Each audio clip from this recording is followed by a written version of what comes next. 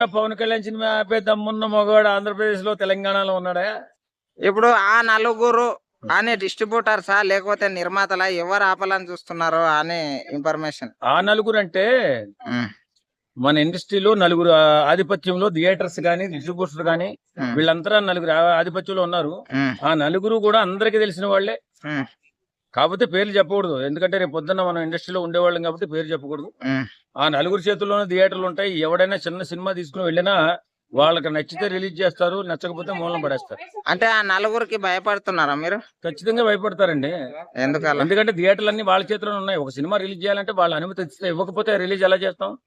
అంటే అందరూ అలాగని కాదు, పవన్ కళ్యాణ్ లాంటి వాళ్ళని ఆపితే తొక్కి పవన్ కళ్యాణ్ అభిమానులు నారు తీసేస్తారు వాళ్ళకి. పవన్ కళ్యాణ్ సినిమా ఆపే దమ్ము ఎవరికి లేదండి. ఒకవేళ ఆపితే మీ కౌంటర్ ఆపితే థియేటర్లు అని తగలబెట్టేస్తారు.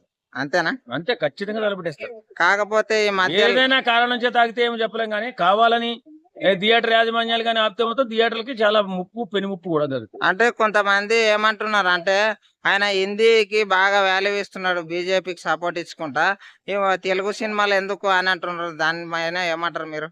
అవన్నీ ఎవడో మాట్లాడి మాటలు, కానీ అలాంటి పని పవన్ కళ్యాణ్ ఏం చేయరు. పవన్ కళ్యాణ్ గారు తెలుగు ప్రజలన్నా, తెలుగు అన్నా చాలా ఇష్టం ఆయన.